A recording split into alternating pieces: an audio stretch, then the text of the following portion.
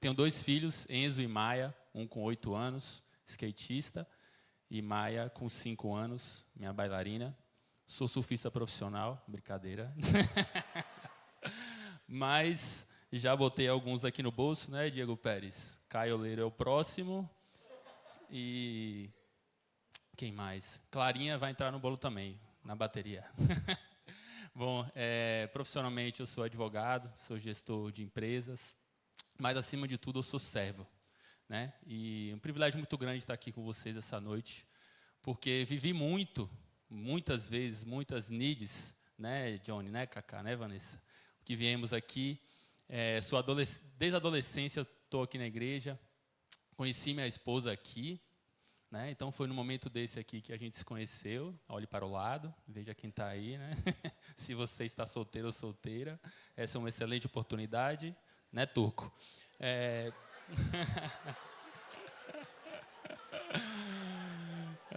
Mas hoje eu não estou aqui para fazer carinho em vocês, não. Eu estou para tirar vocês da zona de conforto hoje aqui, viu, galera? Hoje eu estou para tirar vocês da zona de conforto. Vou beber uma aguinha aqui antes. E hoje eu fui desafiado a falar desse tema, poxa, que é fascinante, né? Se não há cruz, não há Cristo. E eu já quero começar mexendo com a cabeça de todo mundo aí, né? E se Cristo não morresse? Essa primeira reflexão aí que eu quero que você respire fundo aí e pense. E se Cristo não morresse? A gente ouve há tanto tempo, né? Crucificação, aquele marco, aquela história. Nós estamos em 2025 por conta disso, caso vocês não saibam, né? Ele foi o grande marco da nossa história. Mas pare e pense, se Cristo não morresse? E não é se Cristo não viesse não, galera. É se Ele não morresse. Beleza, Cristo veio, né? Nasceu de uma virgem, Maria, e cresceu, carpinteiro, se tornou um homem, começou a pregar, falou muitas boas novas, trouxe muitos ensinamentos, levantou discípulos, caminhou com a galera, começou a fazer milagres, transformou água em vinho, começou a curar enfermos e, um belo dia, morreu, foi para o céu. E se ele não morresse na cruz? O que isso faria de diferença na sua vida? Você já parou para pensar nisso? E isso, quando eu parei para pensar nisso, foi um reflexo gigantesco para o quanto eu entendo o papel da cruz na minha vida hoje. O quanto eu entendo o papel da cruz na minha vida hoje. Eu vou contar uma historinha para vocês. Essa senhorinha aí, 76 anos de idade, ela foi casada a vida toda, teve filhos, teve netos, e sempre foi muito feliz ali com uma vida humilde, residindo numa casa, conquistou. E no leito de morte do seu marido, ele, no último suspiro, entregou um envelope para ela, esse envelope aí que vocês estão vendo na tela. O que vocês acham que é esse envelope aí? E aí ela, respeitando a vida dele, né? Poxa, meu marido morreu, eu estou aqui, eu sou uma viúva agora. Eu vou pegar esse envelope e vou colocar numa moldura, vou colocar aqui na parede da minha casa, e todos os dias eu vou olhar para ele e vou ficar refletindo, né? Lembrando das grandes coisas que nós vivemos, né? Vai ser um marco ali do último suspiro de vida dele, um marco de todas as memórias, como um álbum de fotografias, né? De tudo que nós vivemos, de tudo que nossa família viveu. Mistério, né? O que será que tem dentro desse envelope? Mas não arrisquem a dizer ainda não. A gente vai falar isso um pouquinho mais para frente. Eu vou dar algumas dicas durante essa mensagem e espero que vocês estejam atentos aí. Quero ver quem é bom de escape room. Alguém é bom dessas coisas aí? Eu vou dar algumas dicas aí para vocês irem refletindo. Mas vamos para o texto de hoje. O nosso texto, ele está lá em 1 Coríntios 1:18, nós já lemos aí para quem chegou cedo, para quem chegou tarde a gente vai ler de novo. E eu queria ler até o 31. O pessoal da mídia, se puder me ajudar, colocar 1 Coríntios 18 a 31. Eu vou ler com vocês aqui, porque esse texto é excelente. O Senhor já falou muito ao meu coração. Amém? Vamos lá?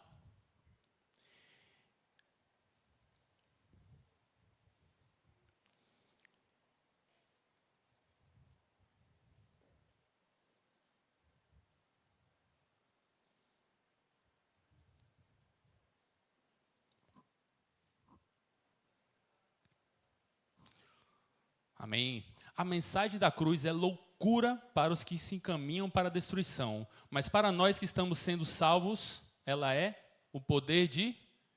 Está fraco. Ela é o poder de Deus. Como dizem as Escrituras, destruirei a sabedoria dos sábios. Olha que loucura, né? Já está tudo invertido aí. E rejeitarei a inteligência dos inteligentes. Diante disso, onde ficam os sábios, os eruditos, os bambambãs, né? E os argumentadores dessa era? Deus fez a sabedoria desse mundo parecer loucura. Isso nem parece estar na Bíblia, né? Às vezes eu fico lendo de novo. Visto que Deus, em sua sabedoria, providenciou que o mundo não o conhecesse por meio da sabedoria humana. Usou a loucura de nossa pregação para salvar os que creem. Pois os judeus pedem sinais, e os gentios, eles buscam sabedoria. Assim, quando pregamos que o Cristo foi crucificado, os judeus se ofendem, e os gentios dizem que isso é uma tolice. Mas para os que foram chamados para a salvação, tanto os gentios como os judeus, Cristo é o poder de Deus e a sabedoria de Deus. Amém? Pois a loucura de Deus, prestem atenção, ela é mais sábia que a sabedoria humana. E a fraqueza de Deus é mais forte que a força humana. Vocês estão percebendo alguma coisa aí paradoxal, né? Uma inversão completa? E lembre-se, irmãos, de que poucos de vocês eram sábios aos olhos do mundo, ou poderosos ou ricos quando foram chamados. Pelo contrário, Deus escolheu as coisas que o mundo considera loucura para envergonhar ou confundir os sábios, assim como escolheu as coisas fracas para envergonhar os poderosos.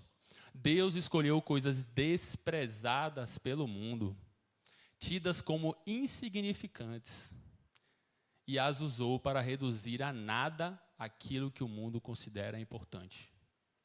Portanto, ninguém jamais se orgulhe na presença de Deus.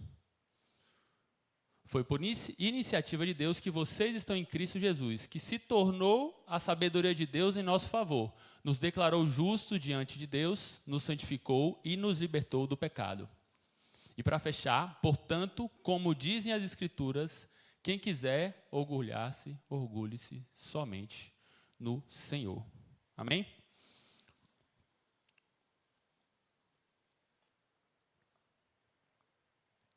Galera, existem vários aspectos da cruz, né? Mas um me chamou muita atenção. E eu fiquei pensando, né? Eu poderia tratar aqui de diversas ilustrações que a gente vê, né? A questão da cruz, a questão do formato da cruz, a crucificação em si. Mas Deus tem pulsado algo no meu coração e eu quero muito compartilhar com vocês nessa noite. A cruz, ela confronta a lógica do mundo. Como assim, Caio? O que o mundo tem exaltado hoje, galera?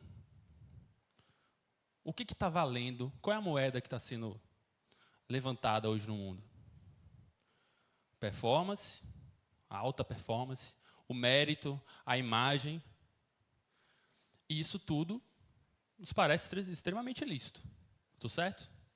Alguém aqui já foi punido por ter uma alta performance na sua vida escolar, na sua vida universitária, nos seus relacionamentos? Alguém aqui já foi punido por ter um mérito, né? Por ter conquistado algo, por ter uma imagem boa, né? Por ter cuidado da sua saúde e ali desenvolver uma boa imagem, por ter se cuidado? Não. Mas, surpreendentemente, na loucura que é a palavra de Deus e o propósito dele, ele salva através de algo que parece uma tolice. Um homem crucificado. Ele não se adaptou a esse sistema, não, né? Porque Jesus poderia ter vindo, e foi essa reflexão que eu quis que a gente tivesse no começo, né? Ele chegou, salvou, teve uma alta performance, todo mundo... Alguns poderiam odiá-lo, como ele foi odiado, outros poderiam gostar dele, né? Teria entregue ali, cheguei, fiz a minha missão, mas não crucificado. O que ele fez? Ele, subverteu. Ele fez tudo diferente do que todos imaginavam. Sem falar no caminho de Emaús, né, Cacá, que a gente estava conversando. Tipo, já era. Os discípulos olharam e falaram, já era. Ele está completamente fora do que a gente estava esperando. Ele subverteu esse sistema. E essa é a minha primeira provocação com vocês nessa noite.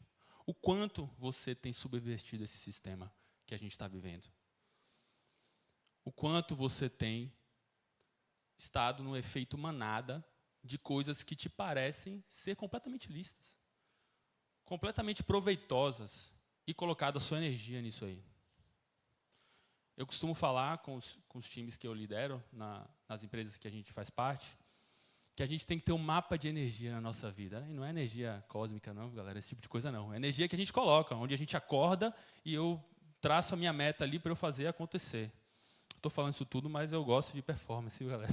Quem me conhece sabe que eu gosto de ter uma entrega. Isso é bom, isso é muito bom. Não se confundam.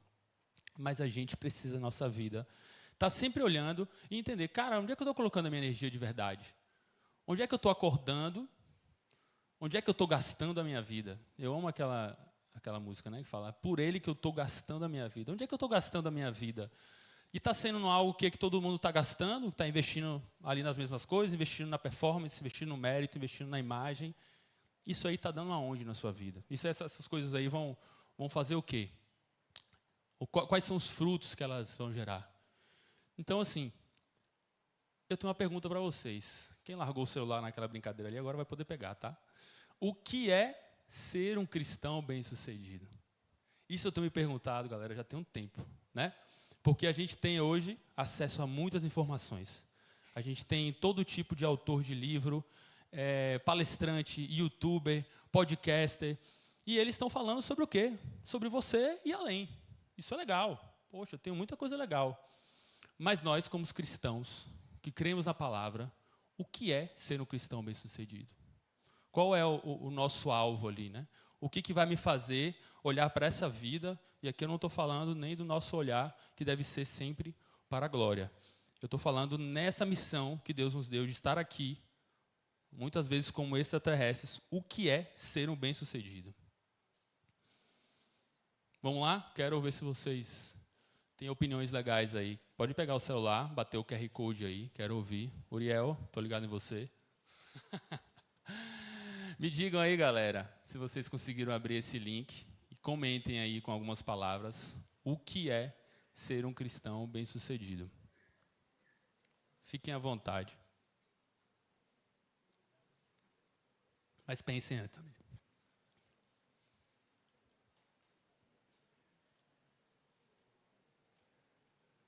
Conseguiram acessar aí? Quem conseguiu acessar, levanta a mão assim rapidinho. Só para ver. Beleza. O que é ser um cristão?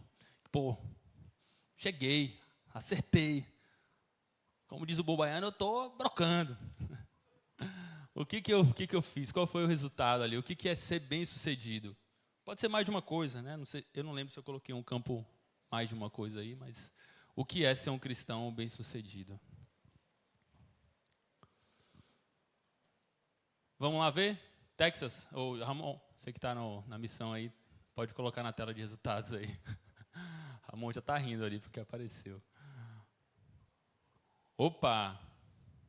Ó, tem coisa boa aí. Não existe? Ô, louco. Joga um full screen aí, por favor. Joga um full screen aí, por favor, Ramon. Vai ali em present, ali em cima. Isso. Boa. E aí, o que é ser um cristão bem-sucedido? A maioria colocou ganhar almas para Cristo, né? Serviço, humildade, levar o exemplo, santidade. É um cristão que tem caminho com Cristo, intimidade, contentamento, viver em contentação, parecer com Cristo, Vocês estão crente pra caramba aqui. Que mal. Luigi, ô louco. Gerar frutos, boa. Priorizar o reino, conquistar vidas, persistência. Massa, a galera está interagindo ali, ó. Tem 88 respostas. Aí, ó, esse é um extrato aí do que tem bastante Luigi ali, a galera está investindo. Ai, ai. Santidade, servir. Galera, esse é o extrato do que a nossa comunidade aqui, né? Pense sempre nisso, né? O que meus amigos, meus irmãos estão pensando, né? Vocês acertariam aí metade do que está aí? Vocês estão conversando entre si para trocar uma ideia e saber o que cada um pensa? O que mais? Deixa eu ver se tem alguma coisa interessante ali. Mais interessante, né? Amar, servir a Deus, evangelizar, viver em verdade, fazer o ID. Show de bola. Ramon, pode voltar para a apresentação, por gentileza. E aí, foi fácil ou foi difícil? Eu achei muito crentez, não vou mentir para vocês. Né? Eu achei muito crentez, olhando assim, né? A gente tem que ter um senso crítico. Mas eu queria levantar algumas mensagens aqui, vocês vão aí abrindo a Bíblia, a gente vai lendo. O primeiro ponto, existem diversas formas de ser bem-sucedido segundo a palavra. Né? O primeiro ponto que eu levantei, que eu achei importantíssimo, sucesso é permanecer em Cristo. Pô, Caio, o que é isso? Vamos ler lá João 15:5?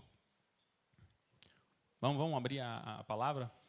TT, que está com a Bíblia aí na mão?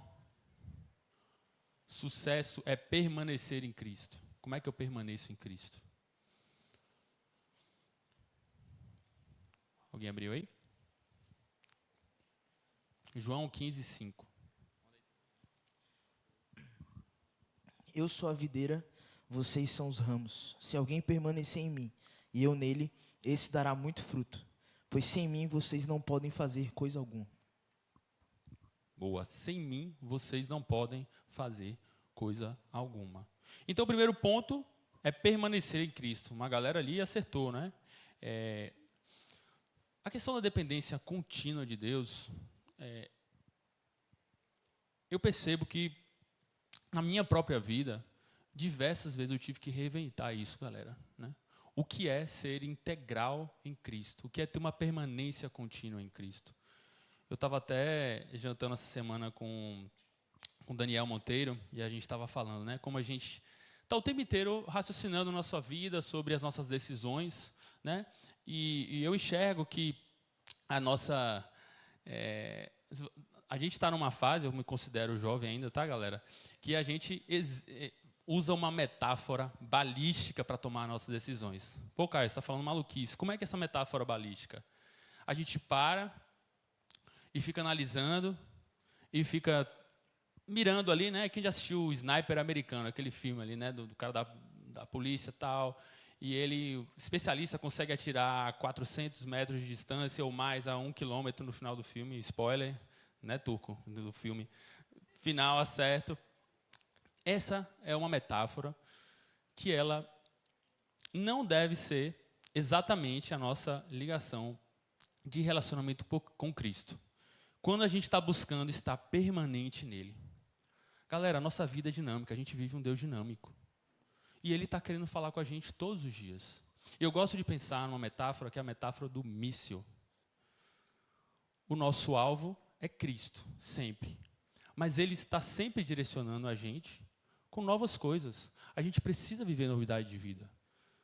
Permanecer em Cristo é viver novidade de vida. É olhar para ontem, né? Olhar para o que eu vivi, olhar para as experiências que Deus colocou na minha frente, no meu coração, e redirecionar minhas energias para isso. É estar buscando esse sucesso de estar na vontade de Deus. E isso não é papo de filosófico não, galera. Isso é uma coisa real. A gente tem que acordar todo dia e olhar assim as minhas atitudes. Poxa, o meu planejamento de sucesso, o meu plano de sucesso, de carreira, de vida, ele está alinhado com o que Cristo tem para mim hoje. Porque eu vou dizer para vocês, e a gente vai falar um pouquinho mais na frente sobre isso. Geralmente, o lugar que a gente está naquele momento não se parece com o lugar perfeito do alvo, com essa balística que eu estava falando com vocês, né? Com esse alvo à distância. Geralmente, ele está um caos. E Deus está ali cuidando da gente, esperando que a gente dê esse passo, que a gente viva esse passo com plenitude e nessa permanência. E isso só acontece, galera, se a gente está colado na videira, né? Qual é o significado que eu tenho depreendido da videira aí, né? Vida de oração, obediência e comunhão. Não adianta você estar sentando ou conversando com pessoas, ou até conversando com o seu terapeuta. Lógico, né? Tendo um terapeuta, um baita profissional ali que tem uma visão cristã, ele vai te direcionar em relação a isso. Mas não adianta você fazer todo esse planejamento se você não está fazendo o básico, que é estar conectado, estar permanente em Cristo. Vida de oração, obediência e isso aqui, comunhão. Eu amo falar aquela questão, né, da mesa das 5 pessoas que você está, né, e como isso tem que se tornar na nossa vida um conselho contábil. A gente tem os irmãos do lado que, de uma forma boa, a gente deve prestar contas. Isso é importantíssimo. O isolamento, ele é péssimo para o cristão. Você passa o slide, por favor, amor? O outro sucesso que a gente pode ter, e uma galera acertou ali, eu fiquei muito contente, é frutificarmos no Espírito. Gálatas 5, 22, né? E 23. A maioria de vocês eu acredito que conheça, né? Mas o fruto do Espírito Santo, ele é amor, paz, alegria. Não tem como a gente considerar que a gente é bem-sucedido na nossa vida se a gente não está conectado com o Espírito Santo. Eu amo o livro do Watchman Nee, eu falo em todos os momentos que eu tenho uma oportunidade de conversar com alguém, eu falo sobre isso porque mudou a minha vida. O Watchman Nee é um cara que escreveu um livro em 1200 e alguma coisa, né, amor? Né, Larissa? O Watchman Nee, quando é que ele escreveu o livro? Foi um negócio muito antigo. Perdão, 1900 e alguma coisa, nos começos. Se puder, Google aí, por favor. Esse cara ele me ensinou um negócio que mudou a minha vida. A gente tem um conceito de ser formado de corpo, alma e espírito. E a defesa de tese dele, né, como teólogo, ele é um baita teólogo, era um chinês, era de que existe uma ordem de obediência que a gente tem que ter na nossa vida, uma ordem do que vai nos dominar. O homem, pela carne, naturalmente, quem que vocês acham que tem dominado a vida do homem natural, sem estar se relacionando com Deus? O corpo ou a alma. No corpo é a nossa parte física, na alma estão as nossas vontades, né? Tudo que a gente decide a nossa cabeça, e o nosso espírito, aí é um espírito com a letra minúscula, tá, galera? Não é o Espírito Santo. Ele diz que a gente sempre naturalmente cai para a seguinte tendência: corpo, que vai pegar qual é a nossa vontade, o que a gente quer fazer, a nossa carne ali.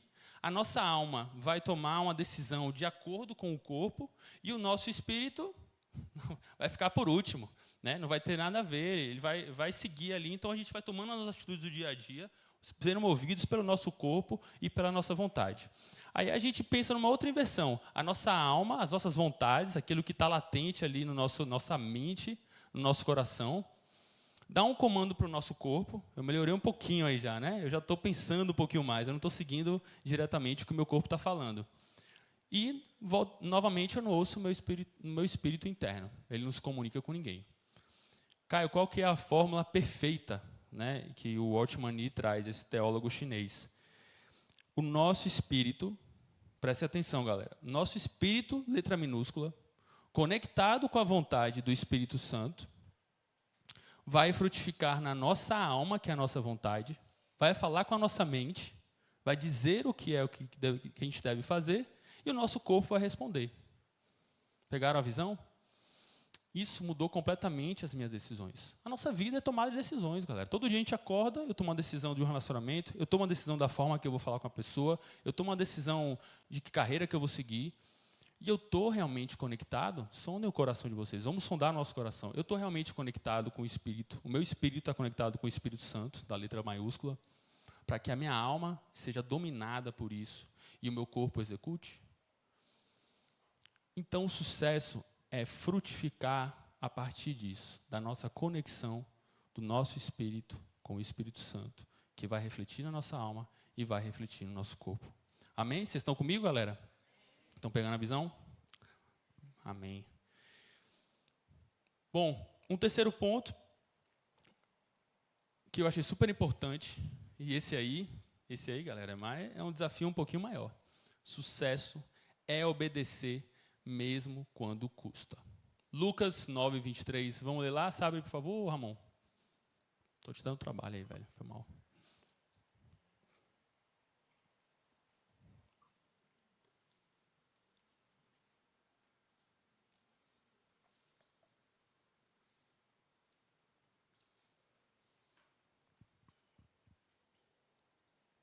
Disse ele à multidão: se alguém quiser ser meu seguidor, negue a si mesmo, tome diariamente a sua cruz e siga-me.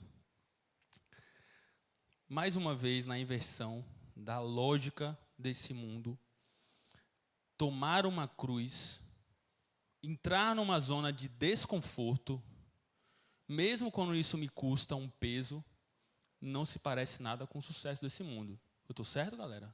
Vocês ouvem muita coisa sobre essa questão. A gente ouve muito assim, viva o processo, encare o processo, encare cada passo. Isso é legal, mas obedecer, mesmo quando isso custa amassar o nosso ego e a nossa vaidade, isso é dificílimo. A gente tem que estar atento para isso. Um cristão bem-sucedido, ele não busca o conforto. Eu vou pular o slide aqui, porque eu sou mega ansioso. E depois eu volto. Volta. Um cristão, eu aprendi essa frase recentemente, né, Johnny? A gente estava junto com um cara que a gente teve a oportunidade, o Cláudio Carvalho, e ele trouxe essa aí, né? Um cristão, ele nunca está tranquilo, mas ele está sempre em paz. Nesse sucesso de obedecer, nessa zona de desconforto, que a gente tem que estar, é onde a gente vai produzir o fruto, é onde a gente vai ser bem-sucedido como um cristão. E é natural, galera, é natural que a gente vai olhar para frente e vai pensar numa vida até de aposentadoria, né, tranquila. Eu tive uma história da minha vida, né, assim, quando eu tinha 30 e poucos anos, a gente tinha desenvolvido uns negócios ali em Praia do Forte e estava bem empolgado, as coisas estavam prosperando lá. E aí eu estava com um escritório de advocacia aqui em Salvador e muito estresse e naquela confusão eu falei, quer saber, eu acho que eu vou tomar uma decisão na minha vida. Eu vou cair fora aqui dessa confusão aqui de trabalho em Salvador, vou morar na Praia do Forte, fazer um trabalho ali muito mais tranquilo, né, nos nossos negócios lá, e quero viver uma vida de aposentado aos 30 anos, né, assim, vou reduzir o meu custo de vida, vou ficar ali de boa, andando de bicicleta, para um lado para o outro, né, Vanessa, de boa ali, com as crianças pequenas. Mas eu tive uma cajadada de um pastor, né, um pastor amigo meu lá da Austrália, pastor Fábio, estava lá em casa, né, e aí eu todo empolgadão, assim, né, falei, pô, pastor, vou tomar essa decisão, tal, que eu vou ficar mais tranquilo, e vai ser bom, e criei 1000 motivos, né, na minha cabeça para isso ser bom, eu vou ter mais tempo de ler a Bíblia, eu vou acordar cedo todo dia, eu vou estar em comunhão, e eu vou largar tudo assim, vou para a Praia do Forte, vou morar lá, pegar onda todo dia, tal. E aí ele virou para mim e falou, cara, é sério que esse é o seu propósito de vida, esse é o seu propósito em Deus? Né? Eu te conheço, cara, sua identidade, eu tenho visto o serviço que você tem feito, onde você está, né, atuando como advogado, tal. Você vai deixar isso tudo, essa baita oportunidade de servir as pessoas através da advocacia, através do que Deus tem te dado na gestão de empresas, para cuidar do seu ego, cuidar da sua vaidade? Porque essas decisões, nada mais, nada menos, galera, são ligadas ao nosso ego. A gente confunde muito, né? Ego é só quando, o cara quer tirar onda na frente, a menina quer tirar onda na frente das outras pessoas, né? O ego, ele vai muito além. Até na simplicidade da pessoa pensar em ser simples e se isolar do mundo, o seu ego está ali. Porque você está fazendo a sua vontade. Você está deixando o seu propósito de Deus completamente de lado, que é servir. Quem não serve para nada, né? Você não está servindo, não está se dispondo a servir, que esse é o nosso maior chamado. E aí vem o nosso quarto ponto, né, de sucesso. Você está deixando de executar isso aí para o seu próprio conforto. Não tem zona de conforto, galera. Não tem zona de conforto. Mas tem zona de paz. Paz sobrenatural. que é muito melhor. Eu vos dou a minha paz. Cristo fala isso para a gente. Eu vos dou a minha paz. Imagina que paz que é essa. A gente pode imaginar. Que paz que é essa de Cristo? Sabendo de tudo, conhecendo tudo, tendo todo o poder e dizendo, eu te dou a minha paz aqui. Ó Dan, eu te dou a minha paz. Enfim, o quarto ponto, sucesso é fazer discípulo, não seguidores aqui. Quem gostaria de ganhar 1000 seguidores aqui hoje? Levanta a mão. Ninguém quer ganhar seguidores, não? Fazer uma graninha. Ah, a Carolyn quer ganhar uns seguidores ali, fazer uma graninha. Muito bom. Eu quero ganhar seguidores, se eu posso influenciar a vida deles aí, né? Voltei para o Instagram, estava 3 anos fora do Instagram. Eu quero ganhar os seguidores para influenciar a vida deles. Mas eu estou brincando, galera. O nosso sucesso faz parte de ser bem-sucedido, a gente desenvolver discípulos. Qual é a grande diferença entre um discípulo e um seguidor?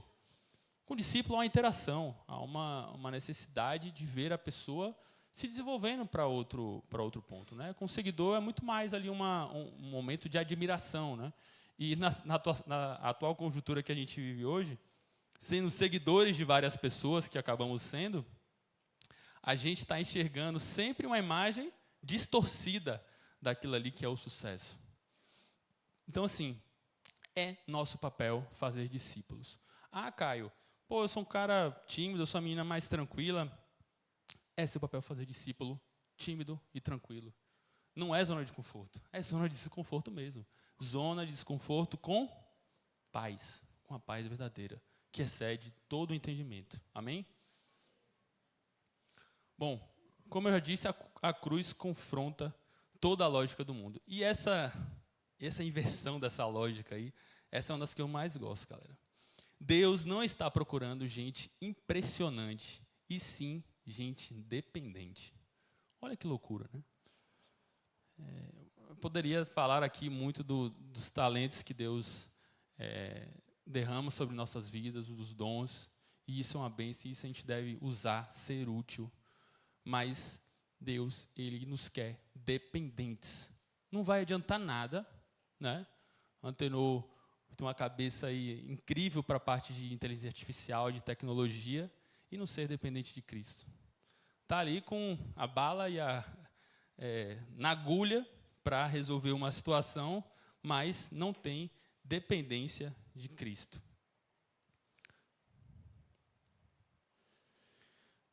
E aí, eu sempre fico pensando, né, e voltando para esse nunca tranquilo, sempre em paz.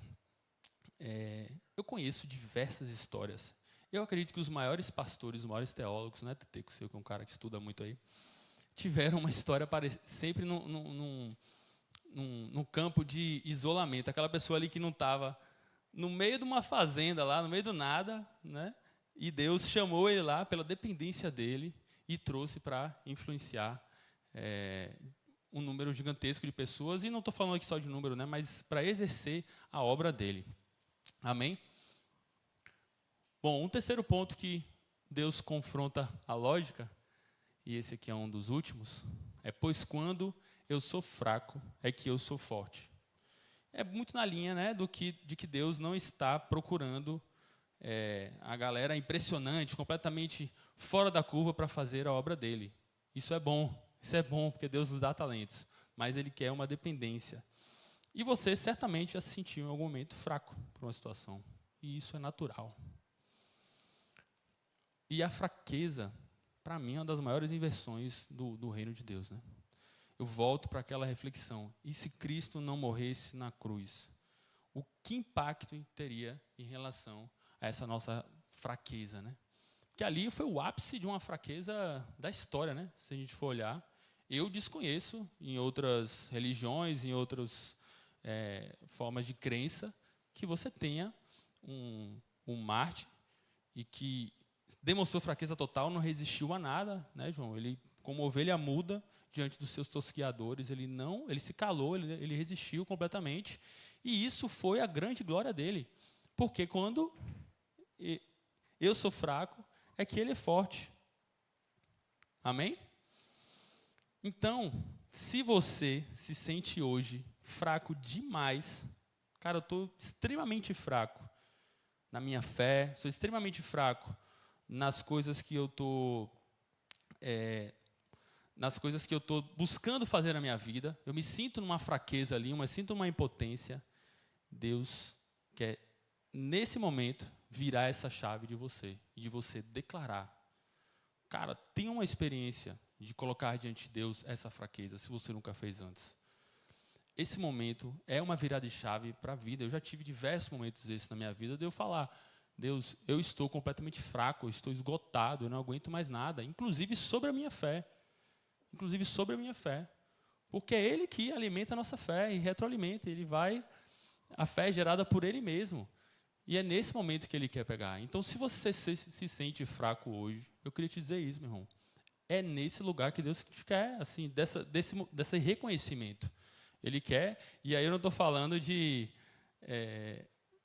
lamúria, né? De você entrar num lugar que nada dá certo na sua vida, não tem nada disso.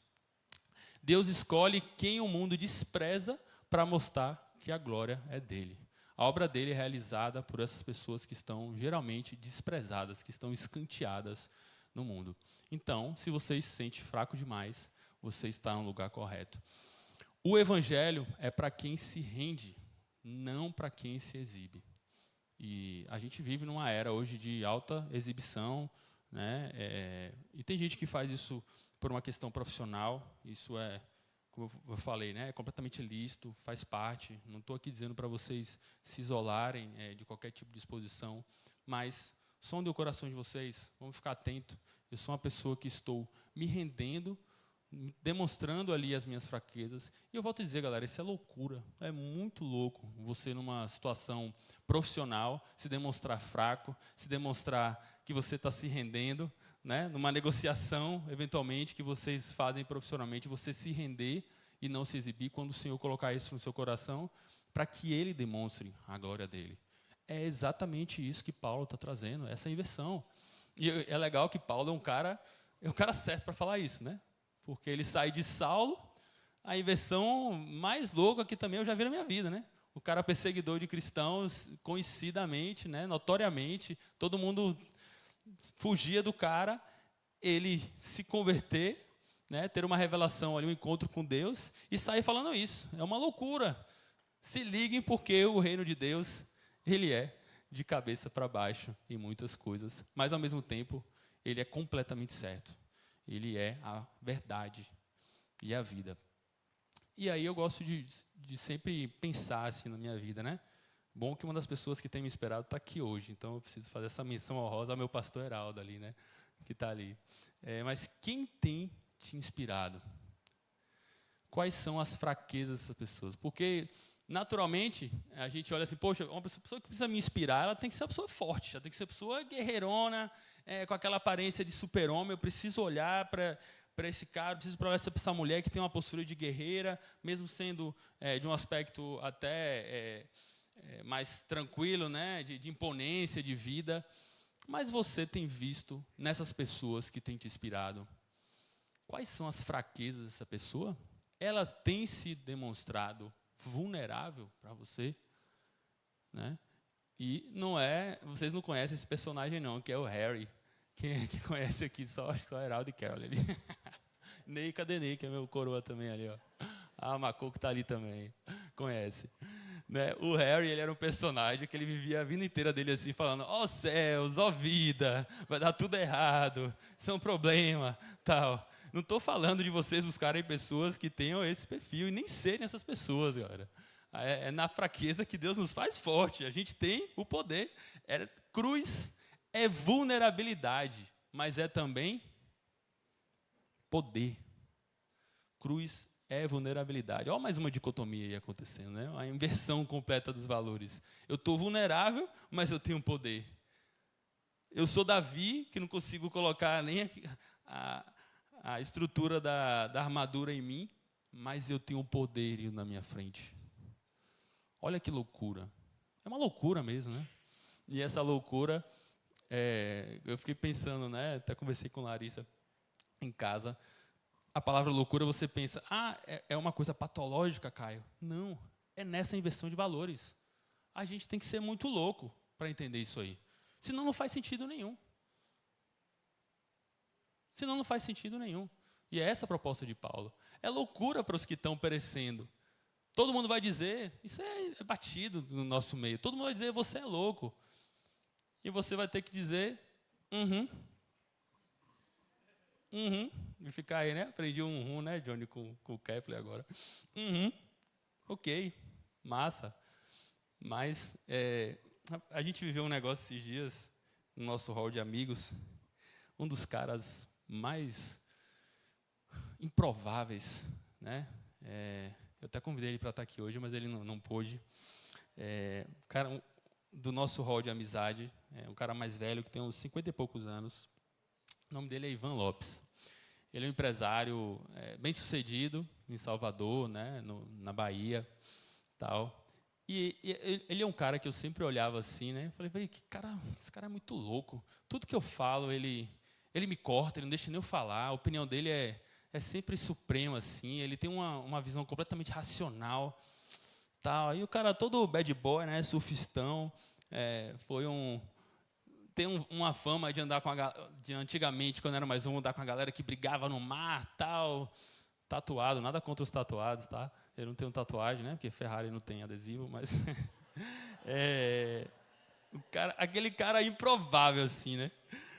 E aí, o que rolou, galera? Eu tinha uma relação com ele assim, mas não tão próxima, mas um dos meus sócios tem uma relação próxima com ele e sempre ali testemunhando a vida dele, né? A família dele, estando próximo, tal. Ele frequenta muito Praia do Forte, esse meu sócio mora lá. E aí, um belo dia eu estou lá, tem umas 4 semanas isso. E aí eu estou conversando com o meu sócio, ele, velho, eu acho que Ivan se converteu. Eu falei, não, você tá de brincadeira, irmão. É o cara mais improvável da nossa galera para se converter. Não tem lógica, não tem lógica. Um cara que fazia piada com a cruz, entendeu? Desse nível. O cara mais improvável, o mais doido. Ele falou, velho, eu acho que ele se converteu. Isso era uma sexta-feira, eu estava trabalhando em Praia do Forte lá. E aí, tem aquelas jesuicidências, né? Deu 15 minutos, esse cara liga para o meu sócio. E aí, ele... Pô, vocês estão em Praia do Forte? Eu estava saindo de Praia do Forte. Não, fica aí, me espera um pouquinho. Eu falei, não é possível, velho. Ele precisa contar um negócio para vocês. Eu falei, não é possível. Esse cara se converteu, velho. Aí me chega o cara, né? A gente sentou para jantar assim. Primeiro que ele já chegou com a camisa Jesus is King. Eu falei, irmão... E eu tenho a foto aqui, galera. Depois eu vou botar essa foto aí. Porque eu não acreditei, eu tirei uma foto na hora, assim, escondida na frente dele. Depois eu mostrei para ele, né, a foto. Eu falei, meu irmão, que cara louco, velho. Não é possível. E aí, comecei a conversar com ele e ele me contando que na Páscoa, tipo, um mês antes, ele foi pro culto lá da GPS, lá em Praia do Forte. Cadê Zoe? Zoe está aqui. Está aqui, conhece Ivan, né? Ele foi pro culto, e aí, beleza, eu tô lá vendo o culto de Páscoa, massa. Segunda vez que ele foi numa igreja, assim, né? Ele, curioso, tal, cara cético. E aí, teve aquele momento do abraço. Né? De alguém abraçar o irmão, tal. E esse meu sócio, Ale, deu um abraço nele. E aí eu vi, galera, um cara com um mês de conversão olhar para mim e falar, eu senti o Espírito Santo entrando em mim, Caio, naquela hora. Eu falei, meu irmão... E o cara desaba a chorar, aquele homão, bad boy, tatuado, do surf, desaba a chorar na minha frente, contando, eu estou apaixonado por Jesus, eu fui para a Indonésia surfar, não conseguia sair do barco, porque eu estava lendo a Bíblia, eu só comia, queria conhecer, Deus falando comigo, e eu sonhando, eu não dormia do tanto que eu sonhava de Deus falando comigo. É muito louco, galera. E é um louco bom. Não é bom olhar para um muito louco desse? E esse cara tem inspirado tanto na minha vida, assim, desse dia para cá. Né? Eu tenho falado com ele, as postagens dele são muito doidas. Né? É uma viagem. Né? Ele postou assim, com umas 5 Bíblias na mesa esses dias. Tipo assim, e ainda tem uma parada muito interessante, né? Que ele tem uma boa parte dos painéis de LED da cidade são deles, né? Aqueles outdoors, né? Chama Rede Outlight, a empresa dele, fazer a propaganda aí. Aí ele, meu irmão, eu voltei da Indonésia, no primeiro dia, Deus colocou um negócio no meu coração. Eu vou botar em todos os painéis um monte de versículo. Não sei se vocês já viram em Salvador esses painéis que estão rolando, mas em todos os painéis da cidade, ele colocou o versículo ali. Eu preciso pregar isso, eu preciso que as pessoas vejam isso. Então, assim, a gente precisa se colocar nesse lugar do maluco, do doido, entendeu?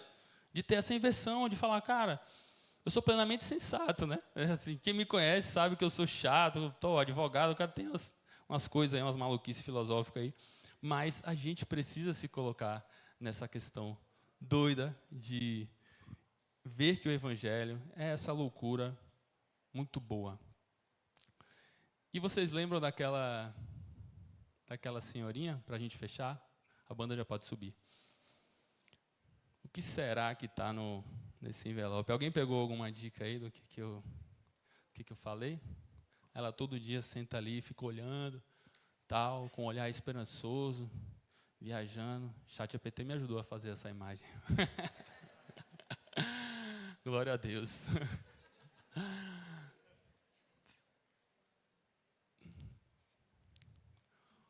O velhinho tinha deixado um testamento para ela. E ela nunca soube. Ela só olhava para trás. Assim como a cruz, que a gente olha, vê aquele marco, vê o que aconteceu lá atrás, mas o quanto nós temos usufruído desse presente que Deus nos deu. De poder ser muito doido, dizer que é tudo invertido, de por Ele que nós estamos gastando a nossa vida, né? De realmente mergulhar com integridade, com integralidade, no reino de Deus. O reino de Deus é sério e é de verdade. E é a melhor coisa que a gente pode fazer na nossa vida. Ela poderia ter a cruz ali, né? E também ficar olhando. E ali, nossa, que memória. Cruz vazia. Que dia que foi na humanidade. Isso marcou, tem diversos significados. Mas ela optou por estar sentada ao lado de Jesus. E estar usufruindo desse relacionamento. Desse sucesso de ser um cristão que vive o reino com plenitude. Não existe salvação sem cruz, galera. Não tem. A cruz, ela não foi o fim de uma história. Ela foi o começo. Ela foi essa virada de chave na nossa vida. A gente precisa todos os dias olhar para a cruz com um olhar de esperança. Vulneráveis, mas fortes. Fracos, mas com poder. E o meu convite hoje para vocês é esse: se volte à cruz, viva com Cristo e morra com Ele. Deus abençoe.